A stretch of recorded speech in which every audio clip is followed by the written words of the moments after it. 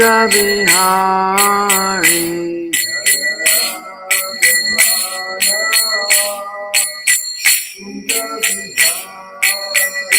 Jaya Radha Madhava Kunja Bihari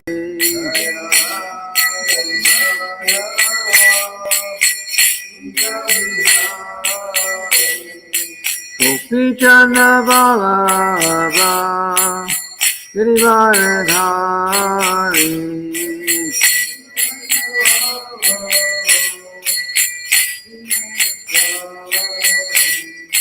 Gopi Chanda Ballabha Girivardhari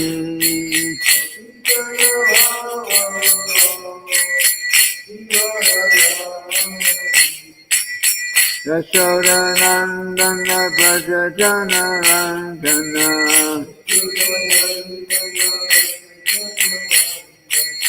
Yashoda Nandana Braja Jana Randana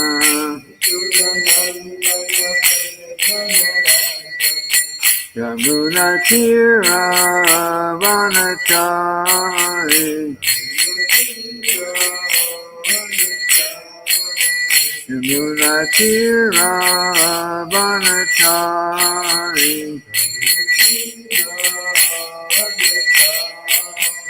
Jaya Radha Madhava Kunja Bihari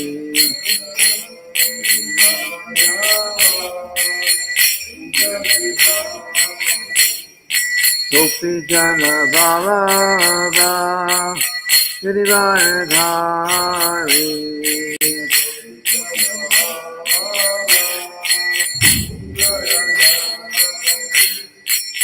Yashoda Nandana Braja Jana Randana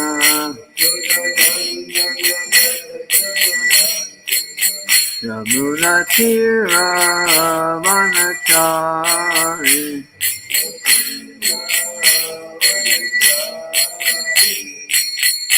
Hare Krishna, Hare Krishna, Krishna Krishna, Hare Hare, Hare Rama, Hare Rama, Rama Rama, Hare Hare.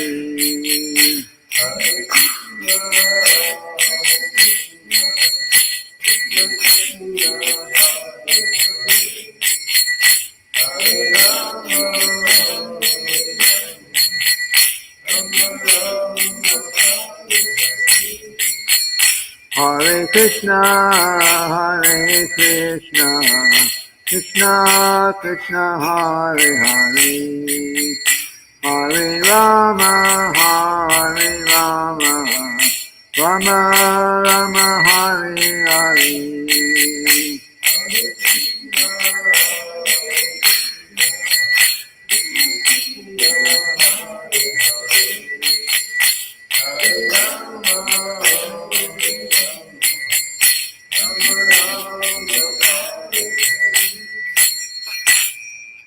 Sri Prabhupada ki jai.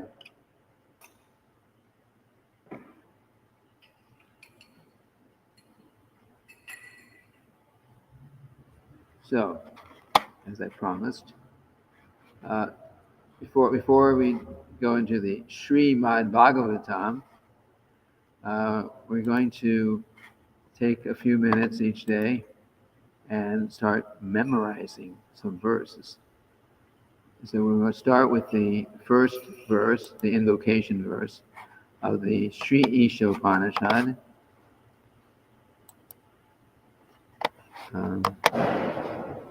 Very important verse. She'll probably quotes it many times. So we'll just chant it a few times, and we'll do this each day. The Sanskrit, and then we'll read the translation. And those who are watching should learn it by memory. English, Sanskrit, and English. So we'll do like we do with the Srimad-bhagavatam verses. I'll chant the verse all the way through, and then well, how we do it with the Srimad-bhagavatam verses. Here's this one. Om Purnam Adaha Purnamidam. Let's do one line at a time, actually. Om Purnam Adaha Purnamidam. Purnat Purnam Udachate. Purnasya Purnamadaya. Purnam eva vashishyate. Om Purnam Adaha Purnamidam. Purnat Purnam Udachate. Purnasya Purnamadaya. Purnam eva vashishyate. And one more time.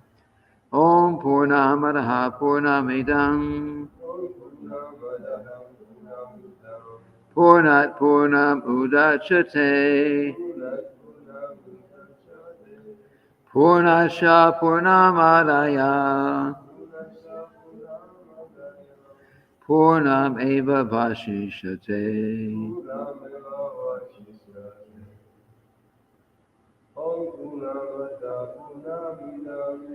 Om Purnamadaha Purnamidam. Purnat Purnam Udachate. Purnasya Purnam Adaya. Purnam eva vashishyate. Om Purnamadaha Purnamidam.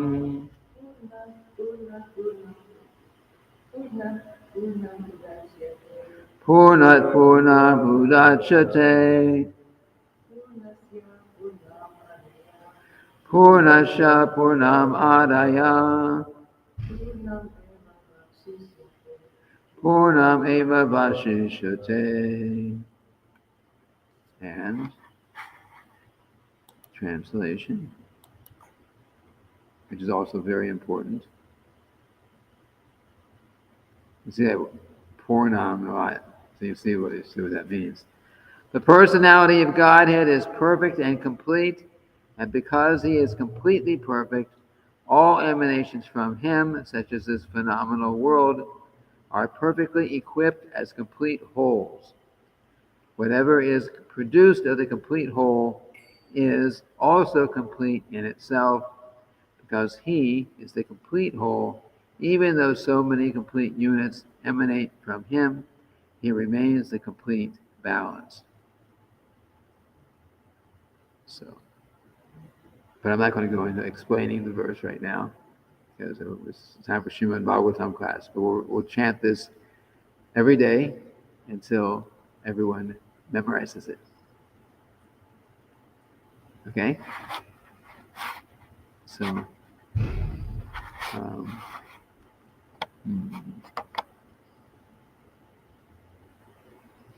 do we go back here?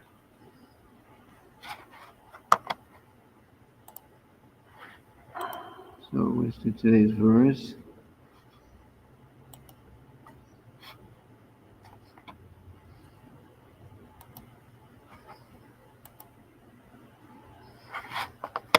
So these Sheesh Upanishad verses are very important. This was one of the very first books that Srila Prabhupada gave us. There were just a few books that have been printed, at least when I joined the movement, and this was one of them. This, the Bhagavad Gita. Srila Prabhupada came to America with his first 3 volumes of the first canto of Srimad-bhagavatam, was he printed in India, and the teachings of Lord Chaitanya was done. Sheesh Upanishad was done. There are a few. All in English, yeah. Everything started in English, and gradually were translated to so many languages. Okay, so we'll go into Srimad-bhagavatam,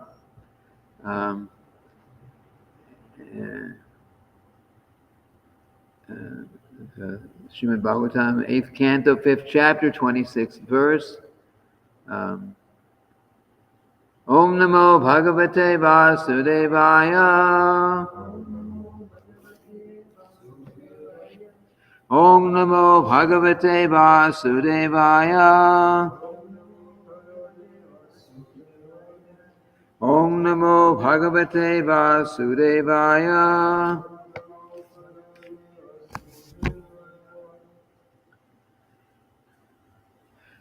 Shri Brahmavacha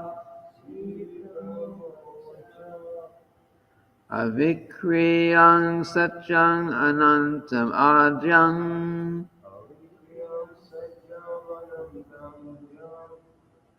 Guhashayang Nishkalam Aprakart Apratarkyam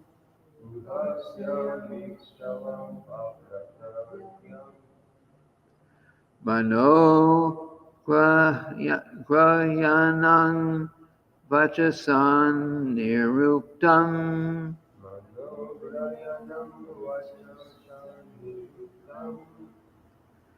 Nama Mahe Deva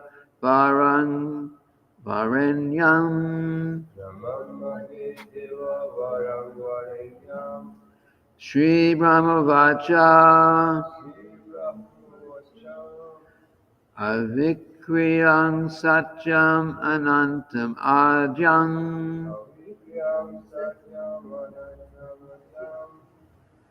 Guhashayang Nishkalam Apratarkyam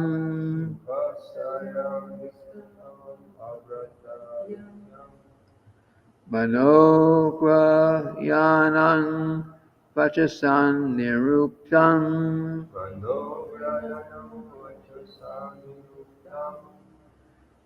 Namamahe Deva Varang Varenyam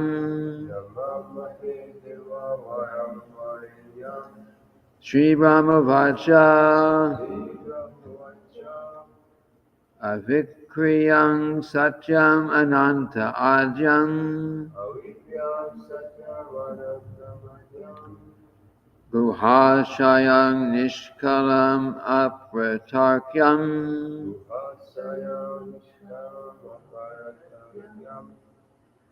Manograyanang Vachasan Niruktam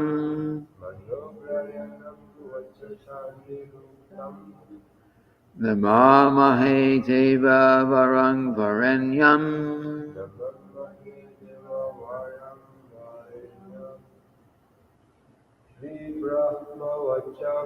Shri Brahmavacha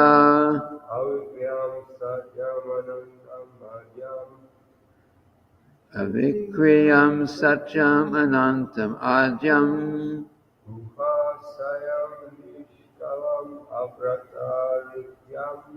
Guhashayang Nishkalam Apratarkyam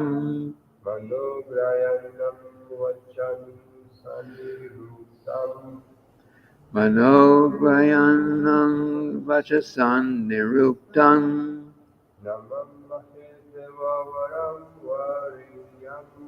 Namamahe Deva Varang Varenyam Shri Brahmavacha Avikriyam Satyam Anantam Adyam Guhashayang Nishkalam Apratarkyam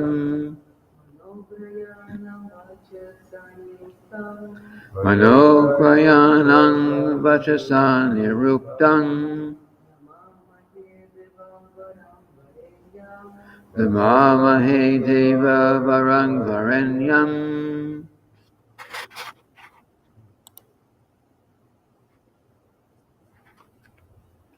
Shri Brahma Uvacha. Lord Brahma said, avikriyam, unto the personality of Godhead,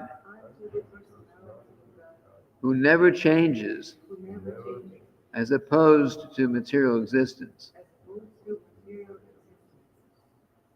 Satyam, the eternal supreme truth. Anantam, unlimited. Ajam, the original cause of all causes. Guhashayam, present in everyone's heart. Nishkalam, without any decrease in potency. Apratarkyam, inconceivable, not within the jurisdiction of material arguments. Manaha,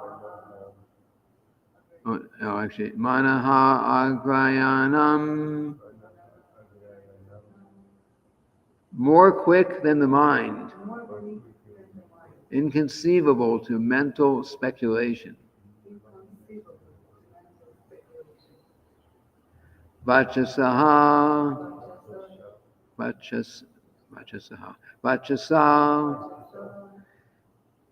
by jugglery of words. Aniruktam, indescribable. Namamahe, all of us demigods offer our respectful obeisances. Devavaram, unto the Supreme Lord, who is not equaled or surpassed by anyone.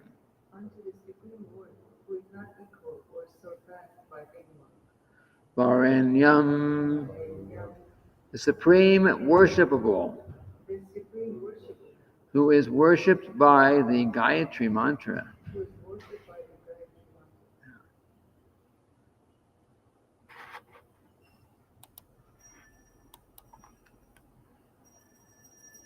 Lord Brahma said, O Supreme Lord, O changeless, unlimited, supreme truth, you are the origin of everything. Being all-pervading, you are in everyone's heart and also in the atom. You have no material qualities. Indeed, you are inconceivable.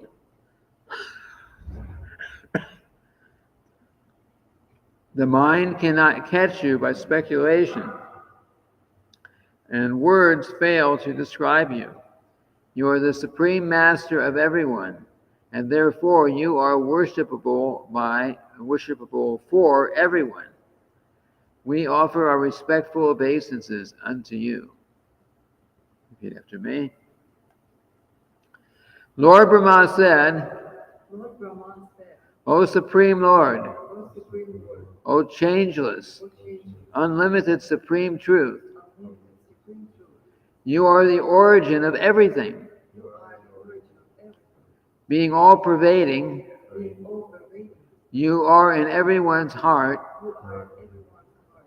and also in the atom. You have no material qualities. Indeed, you are inconceivable. The mind cannot catch you by speculation, and words fail to describe you. You are the supreme master of everyone. Therefore you are worshipable for everyone. We offer our respectful obeisances unto you. Very mystical verse. Now let's see what Srila Prabhupada has to say about it. Srila Prabhupada's purport.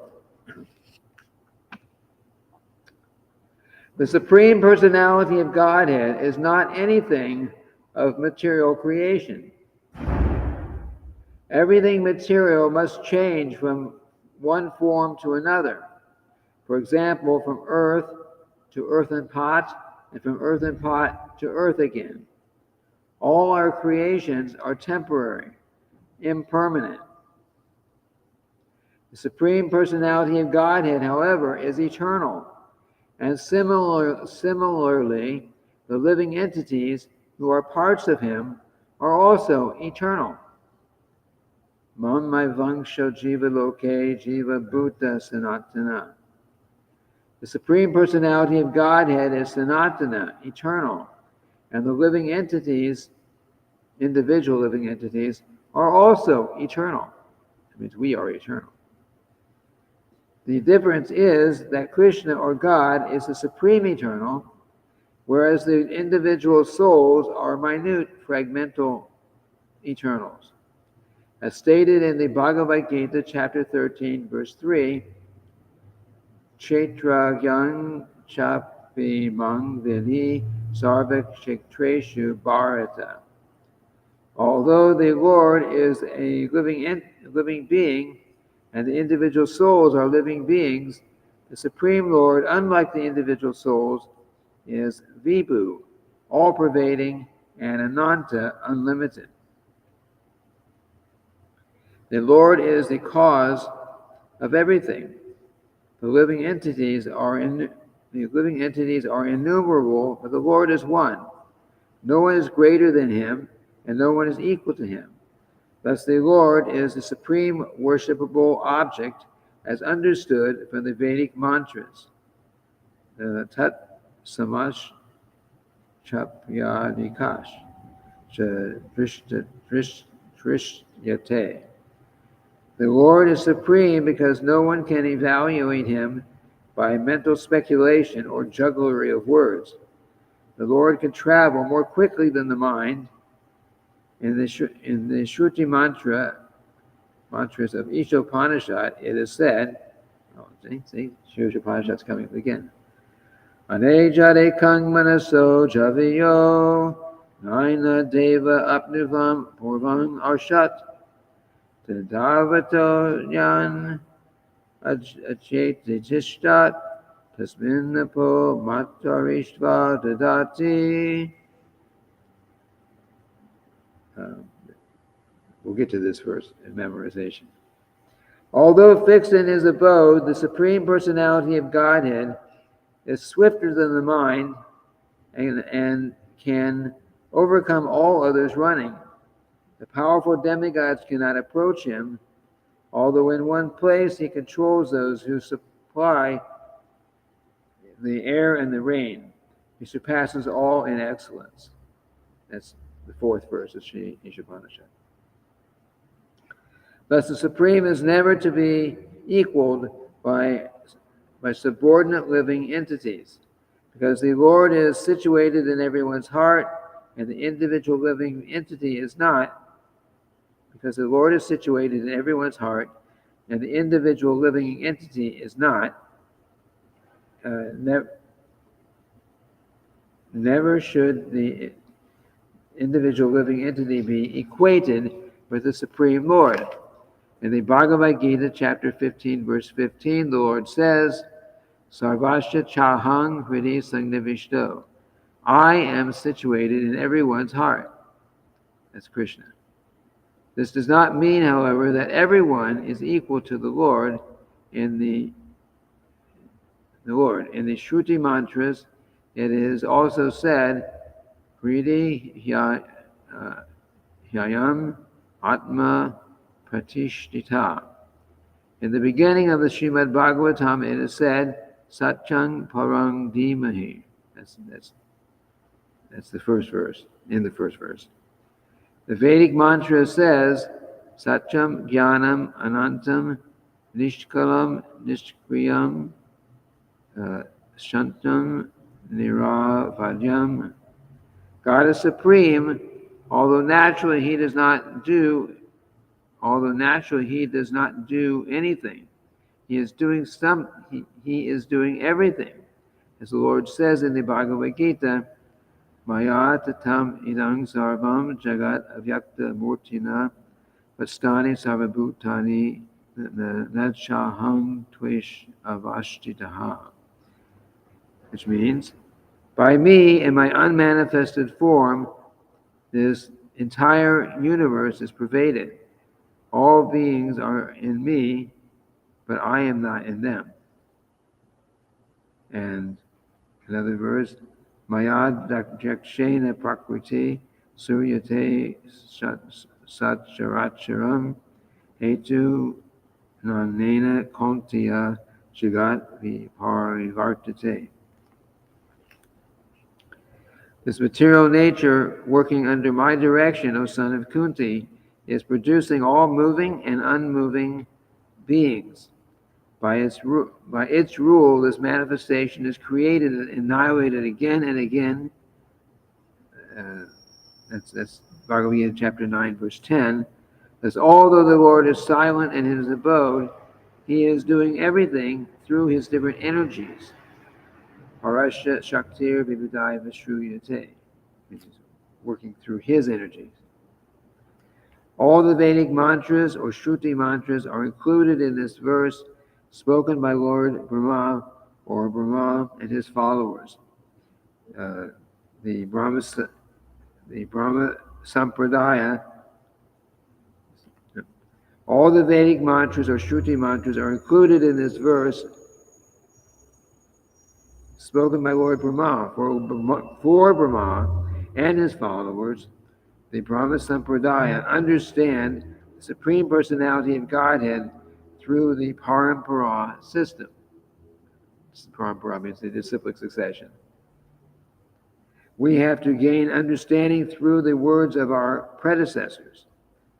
There are 12 Mahajanas, or authorities, of whom Brahma is one.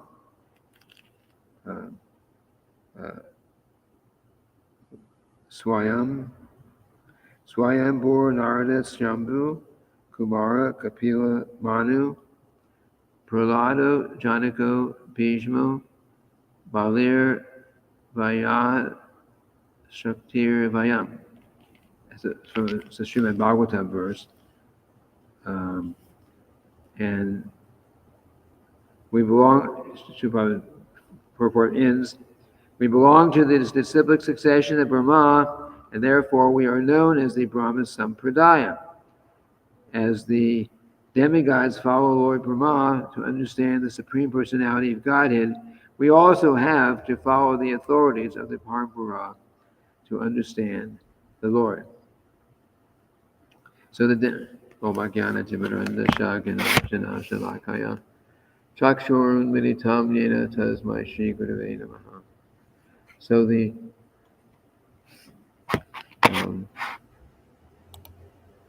see if any questions come in there. There's a lot in this purport, and I don't think we can properly cover it today. Okay, well, starting with the last thing that was said. So just like in the higher planets, when the demigods are experiencing some problem from Hiranyakashipu we were talking about, right? The demons. So they went to Lord Brahma, and now they've all gone to the shore of the Milk Ocean to pray to Lord Vishnu. Lord Vishnu on Shweta Dweep, in the middle of the Milk Ocean. That form of Vishnu is called Kshirodakshay Vishnu. And that same Kshirodakshay Vishnu form of the Lord is also the same form that God is in our heart.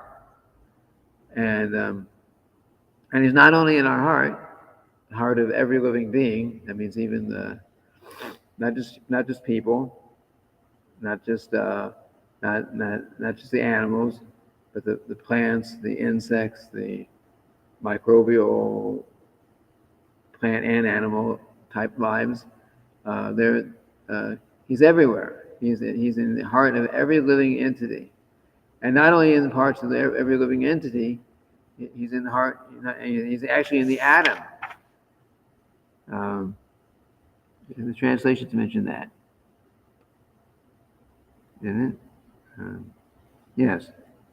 You're in everyone's heart and also in the atom, it says in the translation. So, so there is form and there is order in the universe because the Lord, in the form of the super soul, the Kshirodakshai Vishnu, who they're also praying to now in Shweta Dweep, he is there and he's making everything work. He's even making the atom, whatever actually goes on inside an atom. They say scientists will say what do we have, the neutrons and the electrons going around and all this this activity is going on. So that's going on very nicely, very in perfect order. Why?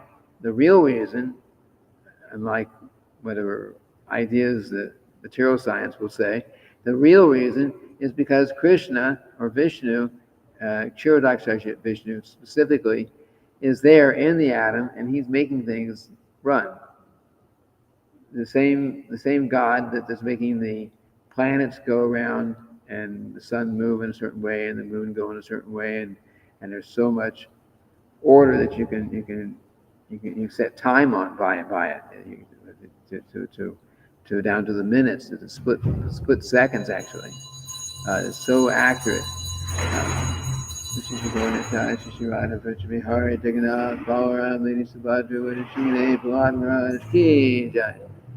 So that same Lord who is handling the whole universe is handling every single atom within the universe. And at the same time, that form of Vishnu is just an expansion of a partial expansion from Krishna. And Krishna, in his original form, which is the original Krishna playing a flute, like on our altar, is there in the spiritual world, just enjoying, just playing. So Krishna actually is one of the forms. Huh? So Krishna actually is just one of the forms. Yeah, Krishna is the original. Krishna's tu Bhagavan Swayam, it says. The form of Krishna meaning the Krishna, like that, two-arm form, playing a flute, like that form of Krishna. He is there in the spiritual world, just enjoying. So he say, like Krishna's at home playing, and he sends Vishnu to the office, sort of. But Krishna is so great. Krishna is so great. It's God. He's so great. He's so unlimited.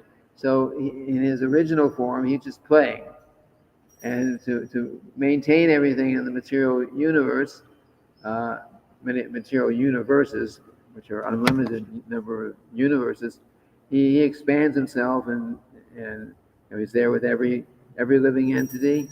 He reminds us of what we wanted to do previously, so we can continue to try to enjoy. And that way, birth after birth, he stays with us in that as a super soul, and he's making sure the universe works like clockwork, that the atoms work like clockwork, and everything else. He's making sure all that works out. But that's Vishnu. Mahavishnu is creating the whole universes, which are described like golden egg-like balls or something.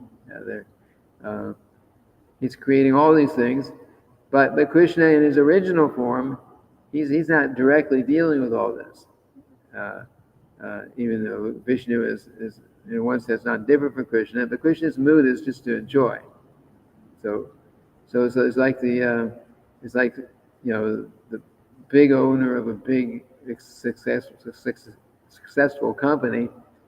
If everything's running really nicely and he has all his managers there who are ideally doing everything perfectly, and the company's running, and he just goes out and plays golf or something. he just goes out and enjoys, and the whole company goes on very nicely because it's very well organized. That's ideal. But anyway, Krishna is ideal because he's perfect. He's actually in control. Doesn't always work quite that way in the material world. But Krishna is ideal because he's the supreme controller. So Krishna is enjoying like anything, and he wants us to come and enjoy there with him. But as long as we are here in the material world, as long as we're not 100% convinced that I need to surrender to Krishna and I really want to go back and be with him in the spiritual world, then we have to we're convinced of that and act accordingly, then we have to remain here. We have to remain here. But he is waiting, and Krishna is more anxious for us to purify ourselves and come back home and play with him, than we are to go there. We're still thinking, okay, it sounds like a nice place.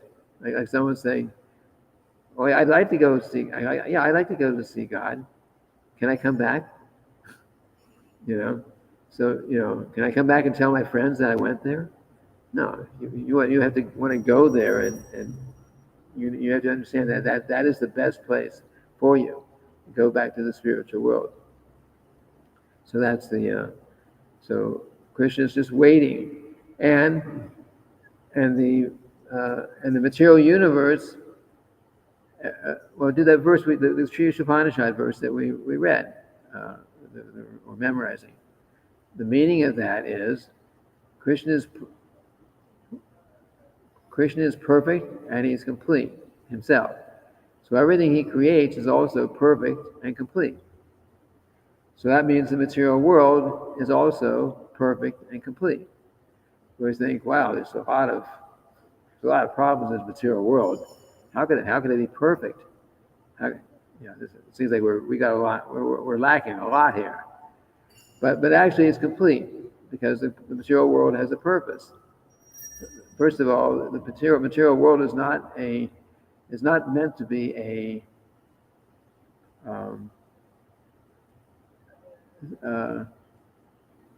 it's not. How do you say it? There's just like to say there's a saying, if something is not broken, then why do you fix it? You don't need to fix it if it's not broken. So the material world, everyone's trying to figure out how to overcome the miseries of life.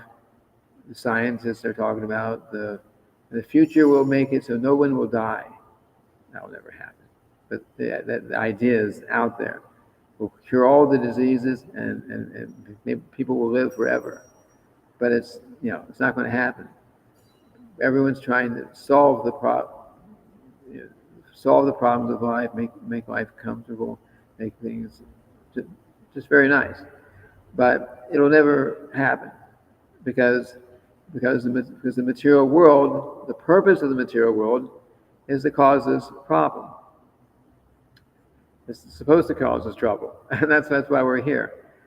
Just like if someone commits some crime and they go to prison and they complain to the warden, the person in charge of the prison, that why is it so, this is not a nice place. You should make this place nicer for us, And what's wrong with you? I'm suffering here. The food here is horrible. They have the lights on all night. I can't even sleep, And the association around here is just a bunch of criminals around me. But that's what the prison is. It's meant to be a place of suffering, so that someone will say, "Hey, I'm not going to commit whatever I did to get in here. I'm not going to do that again." So the material world is like that. It's a prison that we have fallen into, and we've been here for I don't know how long we've been here, but we were reading the other day that our first birth in the material world is as Lord Brahma. We take birth as Lord Brahma, and there's only one Lord Brahma in the universe. So that means there's an awful lot of former Lord Brahmas in this millions and billions and trillions and unlimited living entities here. Every one of us was at one point a Lord Brahma in some universe, and we're still here. We're still stuck here. So it means we've been here a long time. But the material world, the universe, is actually made to make us frustrated so that we want to get out. And when we actually want to get out, then the Lord Krishna, he's perfect and complete. So his universe is perfect and complete. So when we start thinking, hey, I want something better than this, there's got to be some real solution to the problem. So then when we start thinking like that, then Krishna sends us in contact with Guru. And we have, in this time, we have Srila Prabhupada, and then other gurus are representing Srila Prabhupada. So he sends us in contact with Guru, who will give us guidance on how to follow the process to become Krishna conscious and get out of the material entanglement. And of course, Krishna sends the Vedas. The Vedas are there from the beginning of the universe, but they're not just created now. The Vedas are there from the beginning. So Krishna is giving us first he frustrates us. That's what the material world is for, and then when we're ready, or start getting ready, then he sends us the Vedas, or brings us in contact with the Vedas. The Vedas are here already, but he sends us in contact, gives us contact. He gives us contact with some spiritual master who can guide us, and he makes other arrangements in our lives so that we can progress. He gives us everything we need so that when we're ready, and to the degree that we're ready, we can get out of this material entanglement and go back home, back to Godhead. So the world is complete in that way. We suffer, we're ready to go, and here's the means to go, and when we're completely ready to go, and we give up this material body, then we're gone. We go back to the spiritual world. So this is all part of the plan of the material universe. And Krishna, when we left Krishna in the spiritual world, we were there before. Srila says we go back home, back to Godhead. Going back means we were there. So for some reason, some dumb reason, we had some other desire. And the question is, why, in such a nice place, why would we want to go anywhere else, right? Good question. A dumb desire. But it's not that there was Maya. The Maya seeped in, because there's no Maya in the spiritual world. But we do have free will. We have free will. And if we chose to misuse our free will, if we started thinking, oh, maybe I can, I even the thought, well, why is Krishna getting all the attention around here? You can't think like that in the spiritual world. So you think, why is Krishna getting all the attention? Why can't I be the center here sometimes? Okay, you can't. It's not possible. So we start thinking like that for a moment, we're immediately in the material world. We immediately fall down to the material existence, because we would be a troublemaker in the spiritual world. You can imagine if you start, everyone's there in the spiritual world, and then you start having someone thinking, oh, Krishna, why are you getting all the attention? Like an anarchist, Why are you in charge here? And how much disturb Krishna's enjoying with his devotees there. So as soon as we have a little thought like that against the mood of the spiritual world, which is that everyone is serving Krishna and everyone is loving Krishna. As soon as we have some different thought, then of course we have to come here. And Krishna gives us a whole material world, says, okay, you're not satisfied here, you want to be God, you want to be like me, go there and you can play God as long as you want. You can stay there forever if you want. You can enjoy, try to enjoy playing that you're God. So in that way, we've come here and we've been here for. There's no way of tracking it, but you can imagine many creations and destructions of the material universe. We've been here. We can be sure of that, and now we've got this very good opportunity to become Krishna conscious and to finish up our business in this lifetime. We don't have to take another birth in this material world. We need to take it seriously. Like Srila Prabhupada says, you spent millions and billions and trillions of lifetimes trying to enjoy the material universe, the material nature. Just give one lifetime for Krishna. Just give one lifetime all the way for Krishna. You've had millions of lifetimes rejecting Krishna. Now give just 100% for Krishna, and you will not be disappointed, because the result will be we go back to the spiritual world. And then we may think, well, I made a mistake once. Somehow I thought something I shouldn't have thought, and I got thrown in the material world, and it's been a long time I've been here. What if I go all this trouble, I go back there, and I make the same mistake again? But Krishna promises that having returned, once having returned to my eternal abode, you will never take birth in this material world again. Krishna promises that. It's in Bhagavad Gita verse. Once having returned, you'll never come back to this material world again. So that's reassuring. So we become Krishna conscious, and we won't make that mistake again. Maybe I don't know exactly how it happens that way. Maybe we'll have a little remembrance of what we went through. If Krishna needs to remind us, but we won't mess up and make that mistake again. I've hardly touched anything in this verse, but it is already 8:32. So maybe, are there any questions? So each and every one of us has already been in the spiritual. For sure. That's why we have this longing. Yes. Yes. My God. Yes.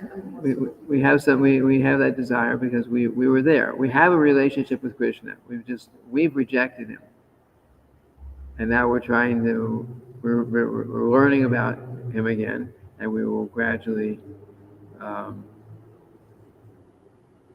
We're working towards going back to him, and of course we want to increase that longing more and more, which we do by chanting, by reading about Krishna's pastimes, reading about, and believing the pastimes.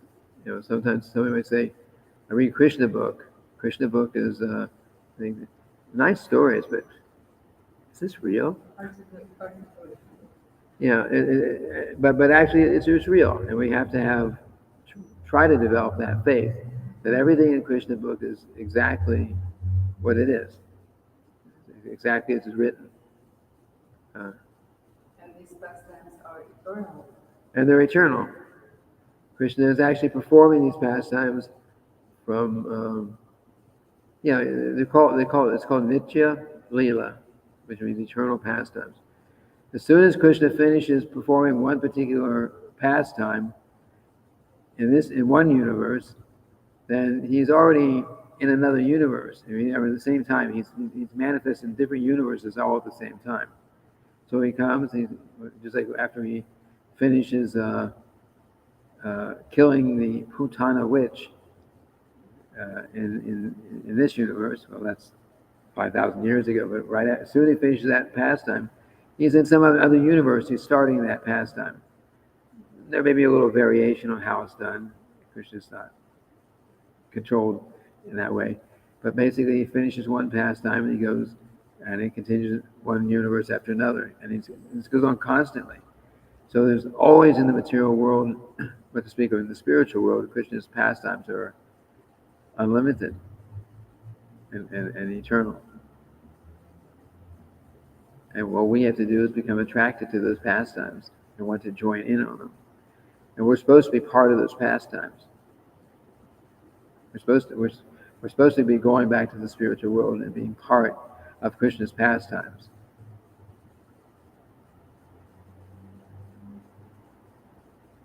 Any other question?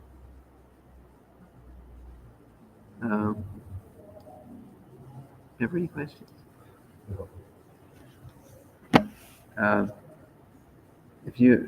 Okay. So I think we have to end here for now. So, and tomorrow we'll continue with the Srimad-bhagavatam, the next verse, and we'll keep memorizing the Shri Ishopanishad verse.